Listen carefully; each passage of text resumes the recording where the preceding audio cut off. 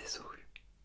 Je suis très content de te retrouver aujourd'hui pour une nouvelle vidéo ASMR. Ça fait un petit moment, on va pas se mentir. J'ai l'impression de dire ça à chaque fois maintenant que je fais une vidéo. C'est vrai que j'en fais beaucoup moins qu'à une époque. Ça dépend des périodes. Mais au moins, tu peux être sûr que quand j'en fais, c'est que ça me fait super plaisir. Je suis super content de tourner, de te retrouver et de te partager un petit moment de détente, de divertissement. Ça dépend des fois. J'essaye de faire les deux, mais on va dire que il y a des concepts plus ou moins dans le divertissement et plus ou moins dans la SMR. Que dire? Il y a beaucoup de choses que j'ai envie de te partager, mais je pense que je vais plutôt faire ça sur plusieurs vidéos. Comme tu peux le voir, il y a une petite nouveauté pour me motiver à refaire quelques vidéos et surtout pour tenter d'enfin passer un cap en termes de qualité de son. J'ai un tout petit peu investi pour ces deux micros. C'est la première fois que je tourne avec deux micros en même temps. C'est la première fois aussi que j'utilise donc des câbles XLR pour enregistrer du son. Donc c'est des gros câbles audio qui normalement permettent d'avoir un son un peu plus net que certains autres types de câbles comme de l'USB qui peut avoir plus de bruit. Bon, c'est technique. Et j'espère que ce petit dispositif va te plaire. En théorie, c'est censé être de micros beaucoup plus sensibles qu'avant. Normalement, on devrait pouvoir entendre plus précisément les petits détails, les sons assez fins. Et surtout, en théorie, tu devrais entendre un bien meilleur son stéréo qu'auparavant. Car auparavant, soit j'utilisais des micros pas forcément faits pour ça, soit la qualité du micro était pas incroyable. Je pense par exemple au 3DO, 3DO, qui était vachement à la mode dans la SMR il y a quelques années, qu'aujourd'hui on ne voit plus beaucoup d'ailleurs. C'était le micro, tu sais, avec les oreilles. Il est très très sympa pour l'immersion. C'est super de pouvoir faire des sons avec les oreilles et tout. Mais les micros qu'il contient ne sont pas du tout de bonne qualité, ce qui donne un son pas forcément tip top. Même si j'aime bien l'utiliser, j'ai bien aimé l'utiliser en tout cas. N'hésite pas à me dire en commentaire ce que tu penses du son avec ces deux micros. L'avantage, ça va être pour faire des sons vraiment sur un côté, des petits crinklings, des petits tapotements. Je pense que ça va être super sympa pour ce cas d'usage. Par contre, pour le chuchotement ou les roleplays, on va voir. C'est moins le but. Et pourtant, c'est ce que je préfère faire. Donc, n'hésite pas à me dire ce que t'en penses actuellement de la qualité de la voix. Ça m'intéresse. Et d'ailleurs, tant que je te parle de commentaires, je serais aussi sincèrement curieux que de savoir si t'as des choses à me raconter depuis le temps.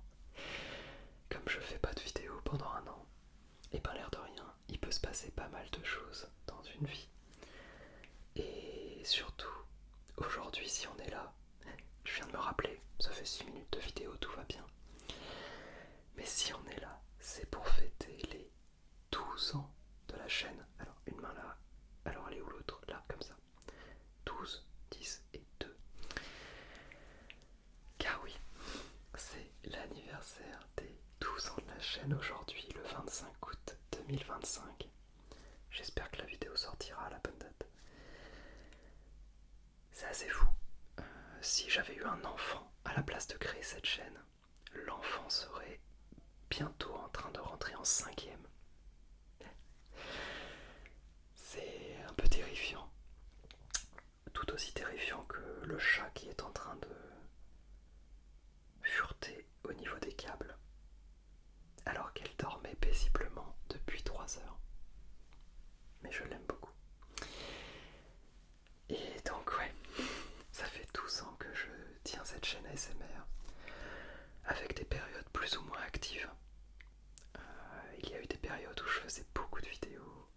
des périodes où j'en faisais beaucoup moins, comme actuellement. Mais je suis très très content et très fier d'avoir fait cette aventure et de la continuer au fil du temps. J'ai commencé avec aucun matériel quasiment. Je crois que ma première vidéo était tournée avec un iPhone 4S ou 4. Je crois que c'était un iPhone 4 et un micro pas du tout adapté et que je ne savais pas utiliser correctement.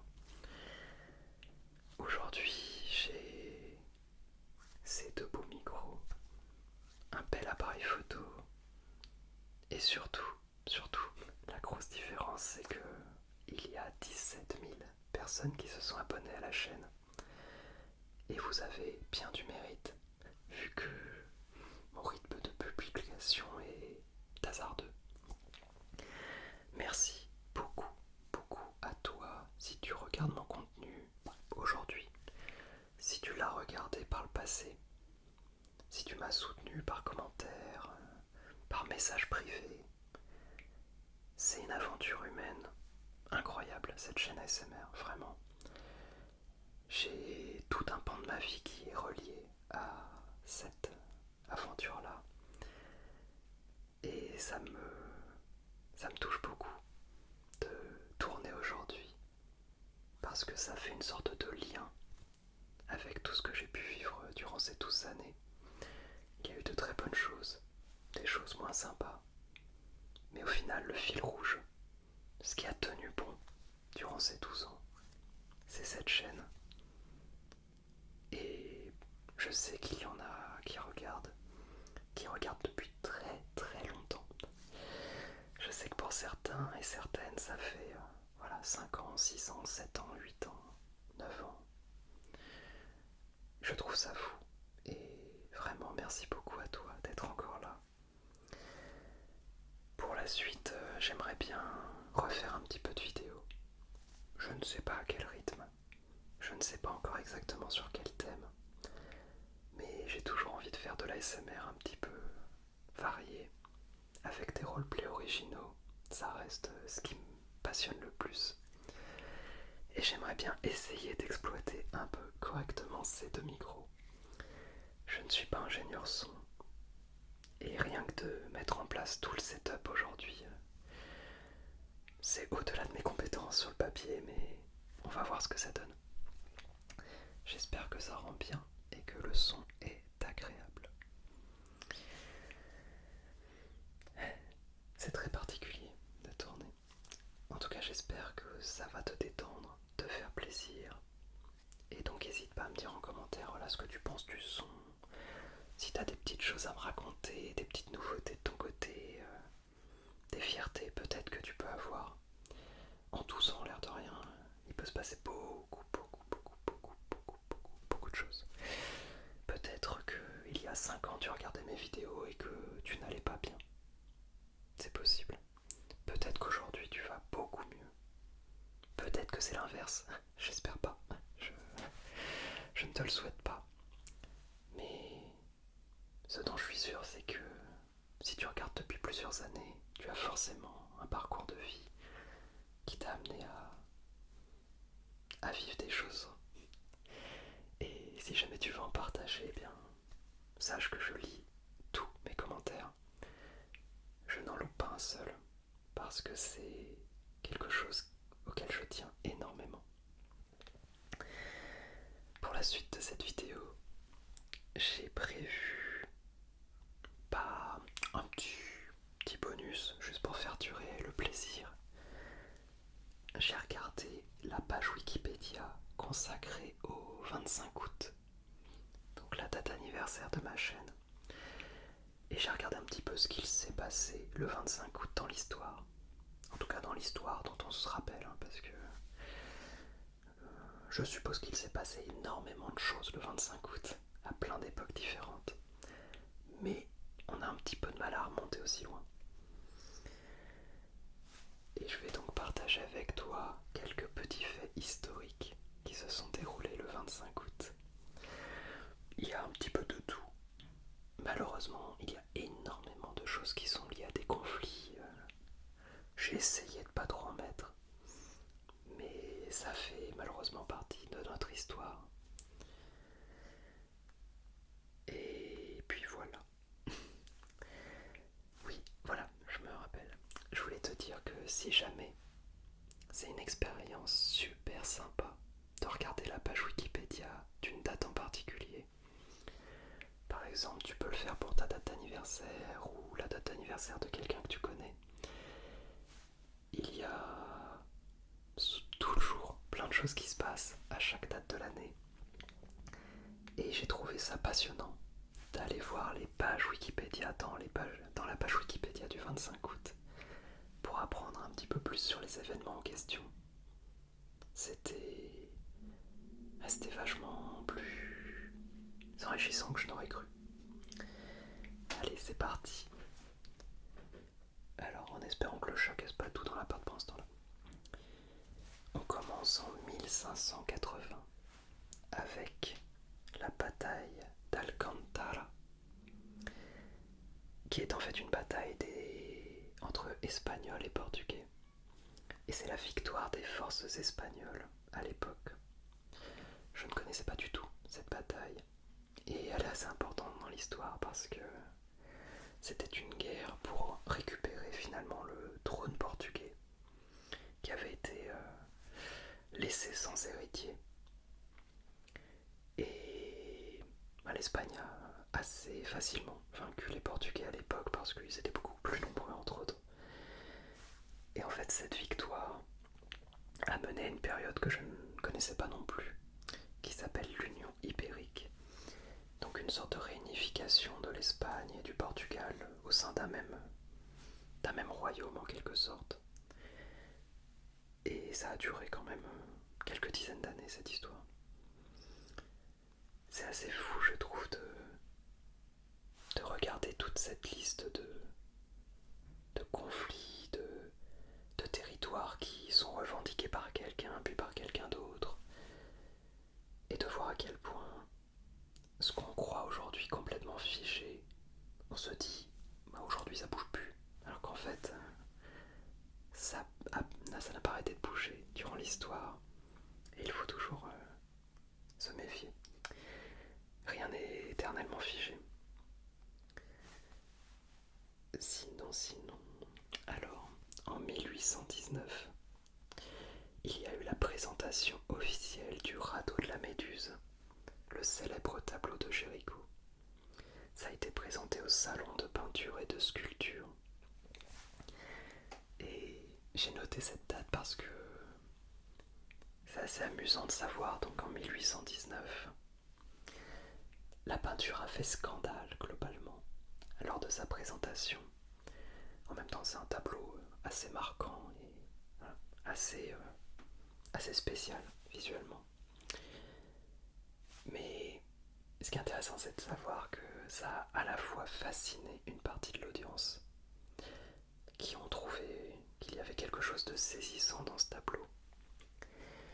Et à côté, il y a les fans du classicisme, donc qui préféraient une autre époque de la peinture, qui étaient eux complètement dégoûtés et ils considéraient que le radeau de la Méduse n'était juste qu'un vulgaire tas de cadavres. C'est assez amusant de lire ça quand on voit aujourd'hui la renommée de l'œuvre et son impact.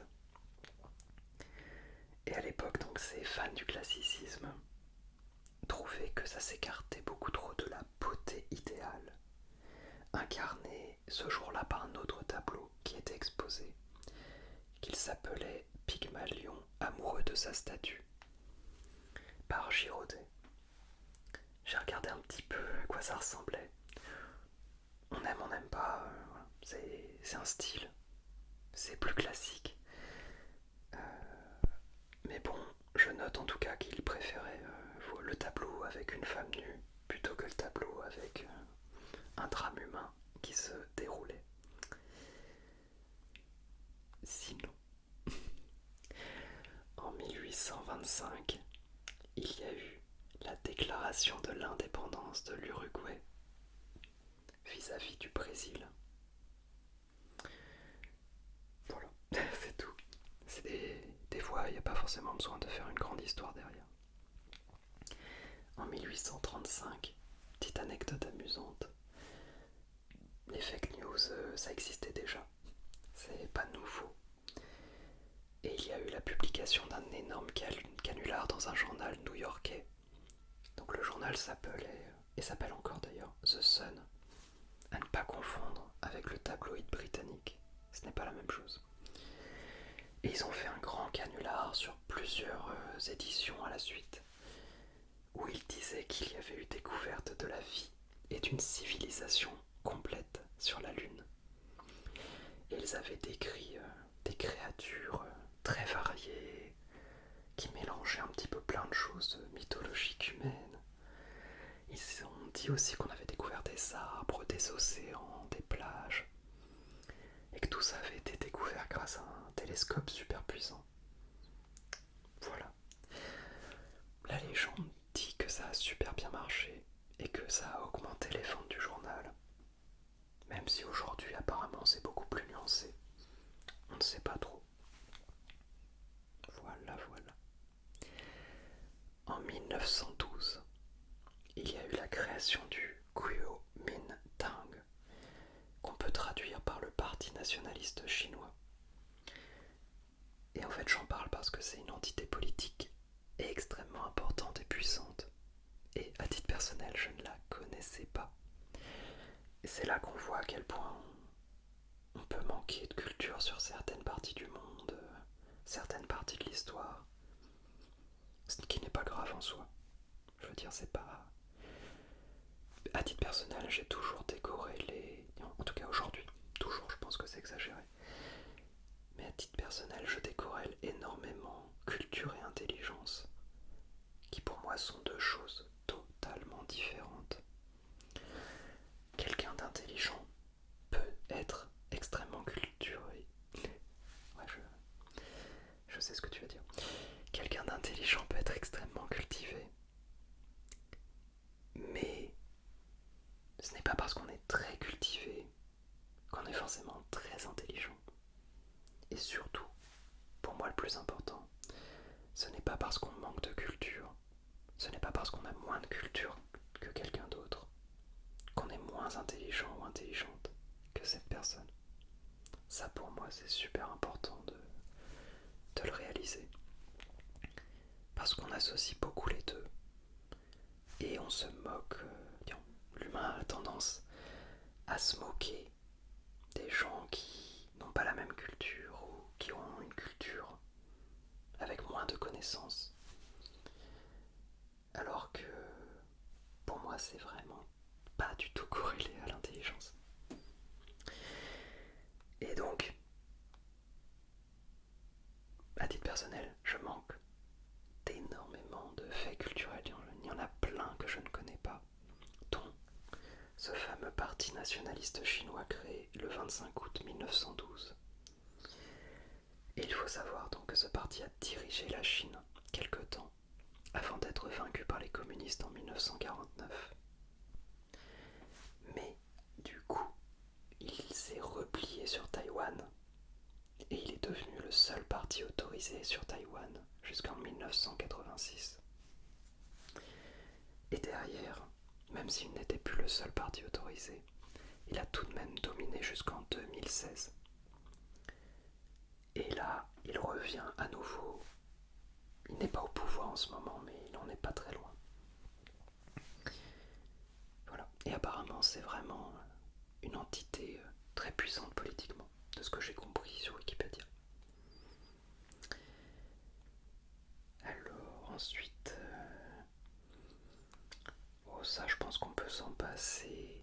J'avais noté la fin de la bataille de Varsovie en 1920, entre la Pologne et la République socialiste fédérative soviétique de Russie.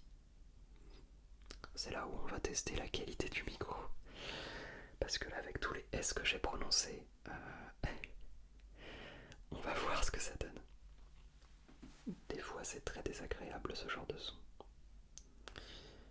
Mais voilà. c'était une victoire polonaise à l'époque et un coup dur pour Lénine. En 1944, on connaît un peu plus en général. C'est la date de fin de la libération de Paris. C'est le jour de la signature de la capitulation allemande. Voilà, bon, ça on connaît un peu à titre personnel. On m'a énormément parlé des deux guerres mondiales à l'école, et comme j'ai vécu à Caen aussi, et près des plages du débarquement, c'est un sujet qui est très, très marquant dans cette région-là. Et à titre personnel, j'avoue que bon, ça fait que je m'en suis un peu dégoûté.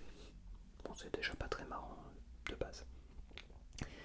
Plus amusant, en 1958, toujours le 25 août, il y a le premier marketing public pour des nouilles instantanées. Et oui, ça s'appelait, et ça s'appelle encore je crois, Chicken Ramen. Je sais pas s'il y en a encore sous ce nom. Ça a été inventé par Momofuku Ando. Et il faut savoir que l'entreprise qu'il a créée à l'époque est aussi l'entreprise qui a inventé ce qu'on appelle aujourd'hui les cup noodles, qui sont devenus quelque chose de très populaire et très, très consommé dans le monde. Voilà, voilà. Pour parler un petit peu d'espace désormais, j'adore les sujets spatiaux par contre, je trouve ça fascinant. En 1981, la sonde Voyageur 2 passe au plus près de Saturne. Selon la page Wikipédia de Voyageur 2, ce serait plutôt le 26 août. Bon, ça dépend des pages Wikipédia. Et en 1989, la sonde Voyageur 2 passe au plus près de Neptune. Elle avance bien. Dans un autre domaine, en 1991, il y a un petit Finlandais, un jeune Finlandais, voilà, 21 ans à l'époque. Il s'appelle Linus Torvalds. Et le 25 août 1991, dans un anonymat relatif, il annonce qu'il est en train de créer un petit système d'exploitation. Voilà. Quelque chose qui le passionne. Il décrit à l'époque que c'est juste un hobby et que ça sera pas quelque chose de professionnel ou d'important. Voilà. Il se trouve que le petit système d'exploitation qu'il était en train de développer à l'époque deviendra Linux, qui est aujourd'hui une base incroyable pour la communauté open source de l'informatique. Et aujourd'hui, si on veut se passer de Windows ou de macOS, eh ben, on va installer en général un Linux, une distribution Linux, basée en partie sur son travail de l'époque.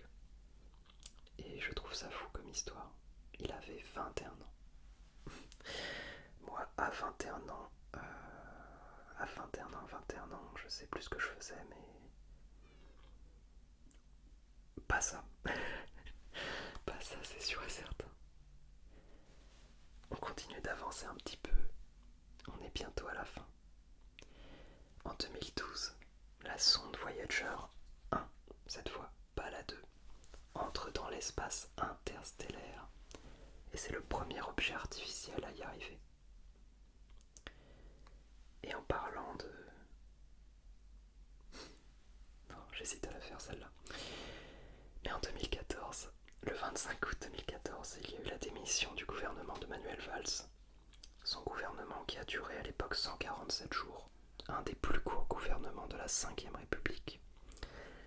Mais Manuel Valls n'est pas parti dans l'espace, lui. Il est parti à Barcelone avant de revenir. Malheureusement. Alors, ça conclut les événements, on va dire, politiques, comment on pourrait appeler ça, les événements historiques, voilà, que j'ai notés, qui concernent le 25 août. Et je vais terminer juste avec quelques personnalités qui sont nées un 25 août. En 1530, quelqu'un de super sympa qui est né. Il s'agit de Ivan IV le Terrible, le premier tsar de Russie. Donc vraiment quelqu'un de super sympathique et charmant. Je te conseille d'aller voir sa page Wikipédia, ça donne envie. En 1845, il y a eu la naissance de Judith Gautier, qui est une femme de lettres française. Et je l'ai notée parce que elle a, entre autres, parmi tout ce qu'elle a fait dans sa vie, et elle a beaucoup écrit, elle a été la première femme à intégrer l'Académie Goncourt en 1910. Et c'est fou parce que c'est pas vieux du tout. C'est il y a 115 ans à peine. On dirait que c'est si loin et pourtant si proche. En 1930, il y a la naissance de Sean Connery, un grand acteur britannique, surtout connu pour ses rôles dans James Bond, mais qui a aussi été récompensé pour son rôle dans Les Incorruptibles de Brian De Palma. Et à titre personnel, je l'ai vu aussi dans Le Nom de la Rose, un film assez connu, même si aujourd'hui ça commence à remonter un petit peu. Je te le conseille quand même cependant. Je l'ai vu il y a 1 an ou 2. Ça a vieilli, mais ça reste un film intéressant à voir. On continue avec Tim Burton, qui est né le 25 août 1958. Un grand réalisateur américain, connu pour plein de films, mais entre autres Batman, Beetlejuice, Charlie et la chocolaterie, Alice au pays des merveilles. Voilà. Et je termine avec une personne qui est née en 1976. Il s'agit de Céline Lebrun, qui est française et qui elle est connue pour avoir été championne du monde de judo en 2001 et qui a aussi gagné 5 titres européens. En France, on a beaucoup de titres en judo, mais c'est vrai qu'on connaît en général surtout Teddy Riner, forcément. Mais j'ai été choqué, non, parce que ça m'étonne pas trop, mais j'ai appris l'existence de Céline Lebrun et de ses multiples titres européens et donc un titre mondial aussi. Et voici ce qui conclut cette petite rétrospective des événements qui se sont déroulés un 25 août. Ça m'a fait trop plaisir de prendre ce temps pour faire une petite vidéo. J'ai hâte de te la partager, d'avoir tes retours et surtout si je me dis que ça va peut-être détendre au moins quelques personnes ou apporter un petit peu de réconfort à quelques personnes. Et ça a beaucoup de valeur pour moi. Encore merci de me suivre dans cette incroyable aventure qui continue au fil du temps. J'espère fort pouvoir te faire de nouvelles vidéos dans les semaines à suivre. Je ne promets rien. Peut-être qu'il y en aura, peut-être pas. Mais si j'ai pris ces 2 petits bébés, eh bien, c'est plutôt pour faire des vidéos que pour ne pas en faire. J'espère que ça va bien rendre, on va voir. Je te remercie beaucoup